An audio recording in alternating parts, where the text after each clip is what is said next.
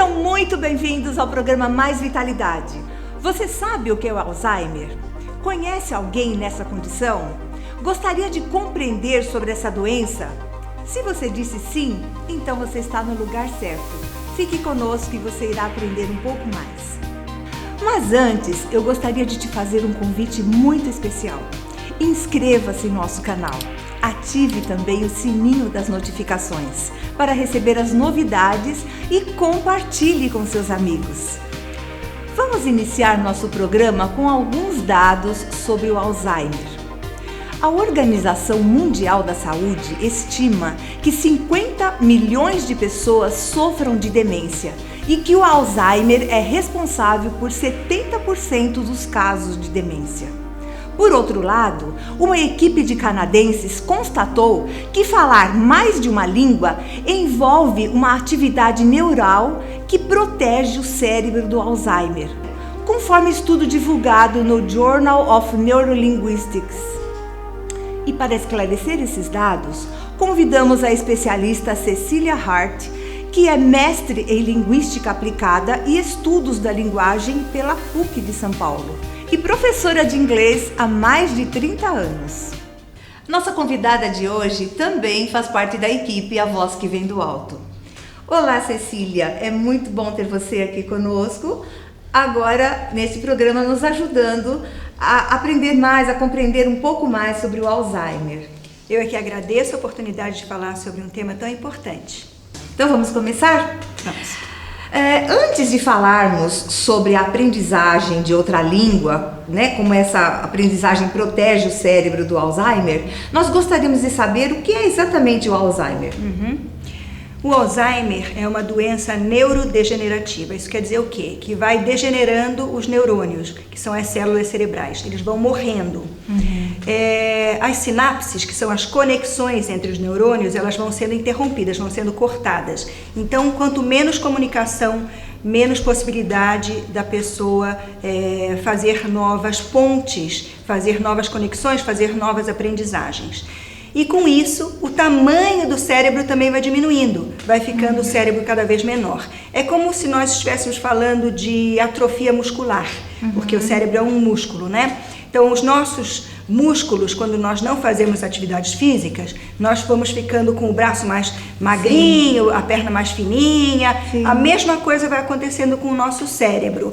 Então, o cérebro vai ficando mais murchinho, mais magrinho, menos fortalecido, com menos força para fazer as conexões cognitivas, que são as decisões, as aprendizagens, vai ficando cada vez mais enfraquecido e a pessoa vai perdendo possibilidades até de autonomia. No último estágio, a pessoa precisa de ajuda para tudo, coisas básicas, como tomar um banho, como se alimentar, precisa dar comidinha na boca, voltando e regredindo ao estágio, então, de um bebê. Entendi. Entendeu? Triste, né? Muito triste. Muito triste. E quem está mais suscetível a ter Alzheimer? No passado, achava-se que as pessoas que tinham menos desenvolvimento escolar, menos tempo acadêmico, eram mais suscetíveis.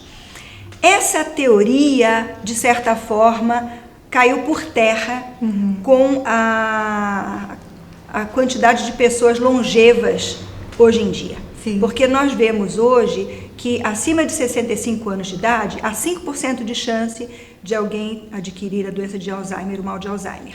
E acima dos 85 anos de idade, há 50% de chance de alguém adquirir o mal de Alzheimer. Uau. Isso quer dizer o quê? De duas pessoas idosas com mais de 85 anos de idade, uma vai ter Alzheimer, né? Agora, com relação a nós mulheres, como nós somos mais longevas do que os homens, há um número maior de mulheres com Alzheimer do que de homens. E no passado, pensando que antigamente as mulheres eram mais do lar, donas de casa, que não tinham atividades profissionais em que utilizavam tanto a parte cognitiva, apesar de que cuidar de filhos exige bastante também, né? Então, classificaram as mulheres como um fator de risco maior para Alzheimer por não ter uma profissão que usasse tanto a capacidade cognitiva, né? Cecília, quais os fatores de risco para desenvolver a doença? Bem, um deles é a pessoa levar uma vida sedentária, tá? Existe uma pesquisa falando que a atividade física ela é extremamente importante para o fortalecimento do nosso cérebro, que as pessoas que fazem atividades físicas têm o cérebro mais desenvolvido maior. Outro fator é a questão da falta de desenvolvimento cognitivo, acadêmico, né? Sim. Então, talvez a gente não possa usar a palavra acadêmica. Uma pessoa que seja autodidata, que leia muito, não tenha grande nível de escolaridade, mas que seja uma pessoa autodidata, ela está exercitando o cérebro. Mas se a pessoa não lê, se a pessoa não vai para a escola, não estuda, não lê, não exercita o seu cérebro, ela não vai fortalecer o seu cérebro. Basicamente é isso. Justo, né? Justo. É. E você poderia nos explicar os diferentes tipos de Alzheimer? Basicamente há 2 tipos de Alzheimer: o hereditário ou congênito e aquele que é adquirido, né? O hereditário, a palavra já diz, é uma herança genética. Então isso já está no seu DNA. Sobre o mal de Alzheimer hereditário ou congênito, há um filme bastante interessante que eu recomendo, que se chama em português, a tradução do filme é Para Sempre Alice, em inglês é Still Alice, que fala de uma professora universitária que aos 50 anos de idade descobriu que estava com mal de Alzheimer. Ela é professora de linguística.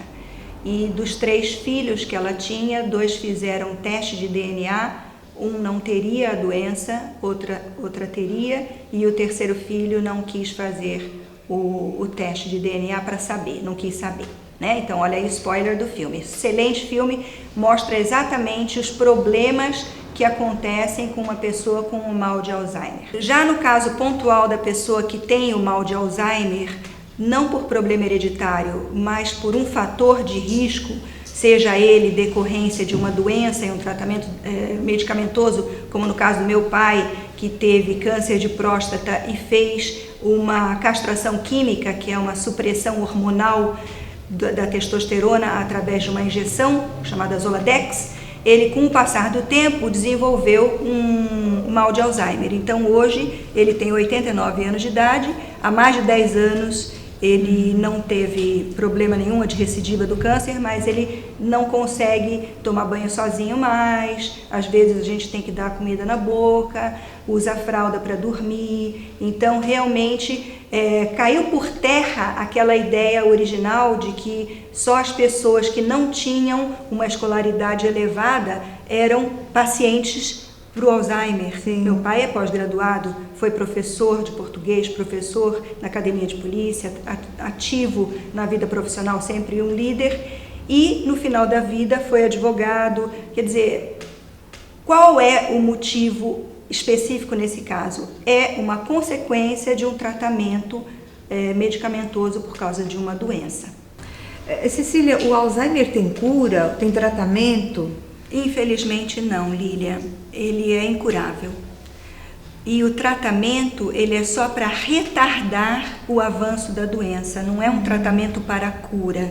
Sim. Então, se houver a detecção precoce da doença, começando o tratamento, você consegue reprimir aqueles problemas mais graves. Então, a pessoa já é idosa, já está na terceira idade, pode ser que ela não chegue ao último estágio da doença e não sofra tanto, porque o último estágio, ela não consegue mais comer, engolir, né? Tem que ser comida com sonda, direto no estômago, não consegue às vezes respirar, tem que ser colocado com pulmão artificial, respirador artificial. Então, o tratamento é para evitar o avanço. Entendi. Mas, por exemplo, se eu tiver que ter Alzheimer, eu vou ter Alzheimer.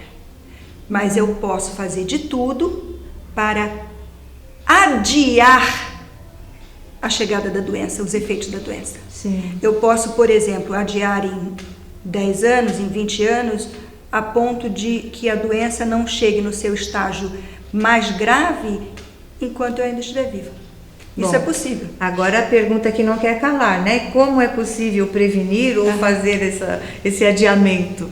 Atividade física, muitíssimo importante, a atividade física, leitura, porque a leitura é um excelente exercício para o nosso cérebro, por isso que a gente fala de estudo, porque quando as pessoas estudam, as pessoas leem. Qualquer coisa que você estude, você precisa ler, né? Sim. E o aprendizado, aí entra a minha parte, né, de professora de inglês, a sua parte também de professora de inglês, o ensino e a aprendizagem de línguas. Então, quando nós falamos línguas estrangeiras, nós temos o nosso cérebro mais exercitado, mais fortalecido. Então, a mesma palavra para livro, a gente pode usar book, que a gente tem uma outra língua. Então, o que eu ouvi a respeito de línguas estrangeiras, que é extremamente interessante, é que quando a pessoa fala, não é estudar apenas, é falar duas línguas, ela tem muito menos chance de ter Alzheimer. Mas quando ela fala 4, ela praticamente saiu do grupo de risco. Uau! Você falar 4 línguas estrangeiras. Infelizmente, nós vivemos num país monolíngue, um gigante monolíngue, em que a minoria fala uma segunda, uma terceira, uma quarta língua estrangeira. Mas eu gostaria de estimular as pessoas a estudarem línguas estrangeiras. Estudem línguas estrangeiras, não importa qual seja. Escolha aquela que você mais se aproxima, gosta, tem afinidade e estude, porque você vai estar fortalecendo o seu cérebro, não apenas para que ele não tenha o mal de Alzheimer, mas para todas as demências, porque o mal de Alzheimer é uma das doenças demenciais, entre tantas outras, né? E é importante saber que o nosso cérebro, ele se regenera, mas quando você adquire Alzheimer, ele não se regenera mais, porque nós temos 2 proteínas importantíssimas no cérebro que vão afetar o funcionamento do cérebro, que é a proteína Tau, TAU, que cria emaranhados, e esses emaranhados, eles impedem as conexões, as pontes neuronais, que são as sinapses, e a beta-amiloide, que também é uma outra proteína que vai impedir o funcionamento correto do nosso cérebro.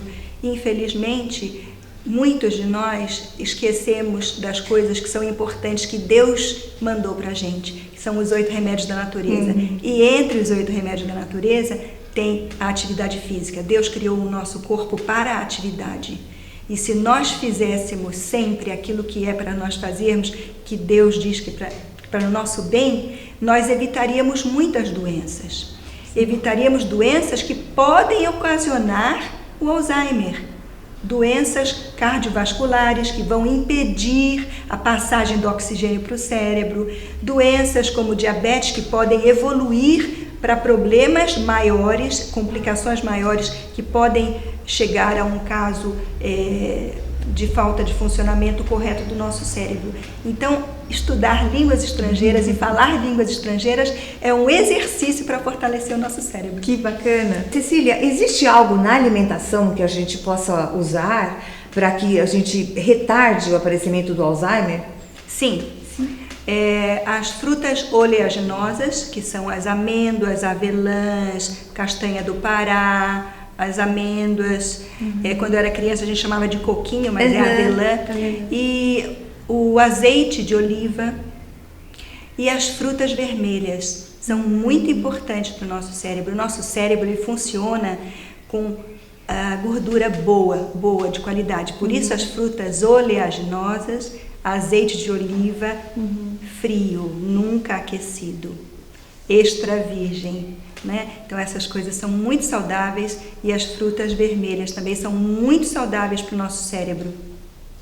Que bom, né? A gente tem formas, né, de lidar, de prevenir um pouco, né? Fora a água, né? Fora a água, a água, importantíssimo hidratar nosso cérebro. Cecília, muito obrigada pela sua participação.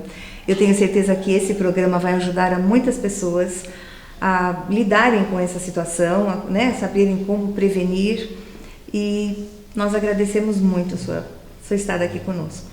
Muito obrigada, é um prazer poder ajudar vocês. Eu realmente espero que todos nós aprendamos com o que Deus nos deu. a beber água em quantidade suficiente, a nos alimentarmos corretamente, a fazermos atividades físicas, a termos sono de quantidade e qualidade e fazermos aquilo que Deus quer que nós façamos, cuidar do nosso corpo, que é o templo do Espírito Santo, para evitarmos as doenças. Assim como outras doenças, é possível prevenir o Alzheimer. Além dos cuidados com o corpo, com alimentação e atividade física, é fundamental cuidar da saúde mental, como acabamos de aprender. Além disso, assim que surgirem os primeiros sintomas, procure ajuda médica imediatamente para o tratamento mais adequado. Se você gostou desse vídeo, dê o seu like e compartilhe com seus amigos, para que essa informação chegue a mais pessoas. Muito obrigada pela sua companhia. Espero que aqui você tenha encontrado novas formas de ter mais vitalidade em sua vida. Até a próxima!